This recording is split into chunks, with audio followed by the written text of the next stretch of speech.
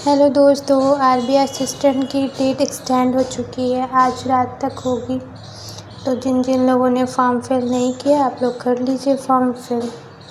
और किसी प्रकार का फॉर्म फिल करने टाइम गलती मत कीजिएगा, जैसा पीएनबी अप्रेंटिसशिप में हुआ, जिसकी वजह से एग्ज़ाम लिंक ही नहीं आया। एकदम अच्छे से सब कुछ देख कर कीजिएगा। मैं फॉर्म फिल कर ली, मैं सात को ही कर ली थी। मुझको लगा 8 तक ही विंडो ओपन रहेगा, लेकिन आज देख रहे 9 तक है। तो आप सभी कर लीजिए। ग्रेजुएशन में आपके 50% मार्क्स होने ही चाहिए कम से कम, और एज 20 to 28 होने चाहिए। और रिलैक्सेशन अगर आपको चाहिए तो ओबीसी में 3 साल का है, और SC ST में 5 साल का है। तो प्रॉपर देख लीजिए किनका कैसे कैसे होगा। नहीं, फॉर्म फिलअप अगर अभी नहीं हो रहा ना, तो आप एक काम कीजिएगा, 10 बजे रात में भरिएगा। सिलेक्शन प्रोसेस में पहले प्रीलिम्स का एग्ज़ाम होता है, जिसमें English 30 marks, quant 35 marks, reasoning 35 marks के होते हैं, और ये 60 मिनट का टेस्ट होता है। तो कल 10 तारीख है। कल से मैं आप लोगों के साथ ही यूट्यूब पे, मतलब मैं बताऊँगी कि मैं क्या क्या पढ़ रही हूँ। आप लोग मेरे साथ पढ़िए, क्योंकि मेरे दोस्त तो है नहीं कोई, वो यूट्यूब में जितने हैं उन्हीं के साथ मैं पढ़ूँगी। कल से स्टार्ट करना है रूटीन हम लोगों को, ठीक है।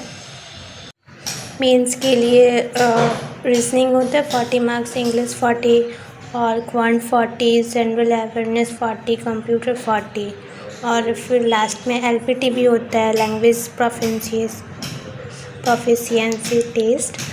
तो वो क्वालिफाई करना बहुत इम्पॉर्टेंट होता है इसमें।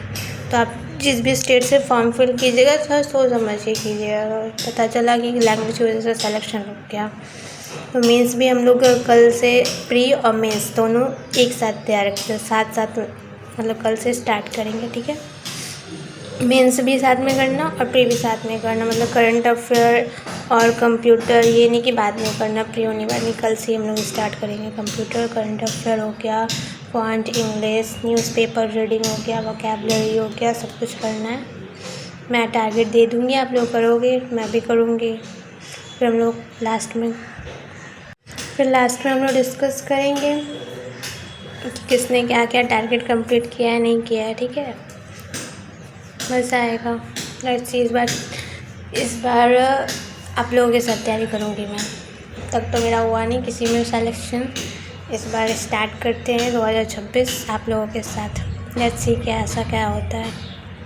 आरबीआई असिस्टेंट की जो बेसिक सैलरी होती है वो 29,000 पर मंथ है, और ऐसे ग्रॉस सैलरी अलाउंस के साथ अगर देखा जाए 45 to 50,000।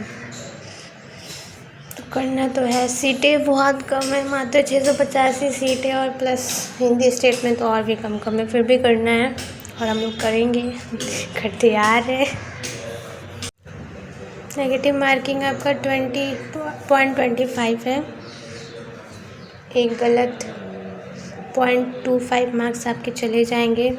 और प्लीज़ लोकल लैंग्वेज जिस स्टेट से भर रहे हैं उसका लोकल लैंग्वेज ज़रूर जानते हो तभी फॉर्म फिल कीजिए। ये नहीं कि उस स्टेट का बहुत ज़्यादा सीट है तो चलो वहाँ से फिल कर लेना, ना, बिल्कुल भी नहीं, ऐसा बिल्कुल मत कीजिएगा।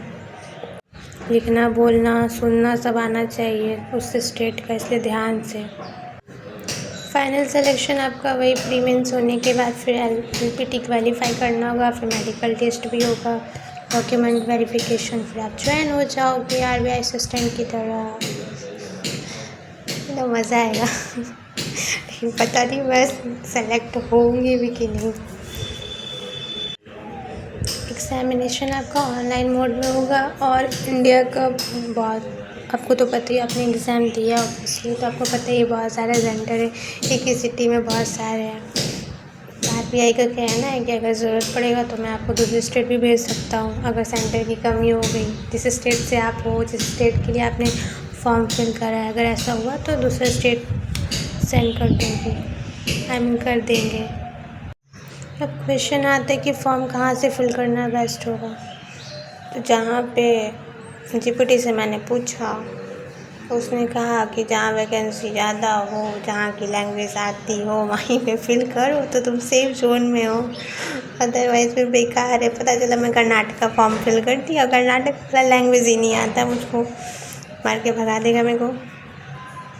इसलिए हिंदी स्टेट कौन कौन सा है देख लो, पटना से भर लो, हिंदी है। लखनऊ, भोपाल, जयपुर, यहाँ हिंदी है, बस वही है, वैकेंसी बहुत कम है,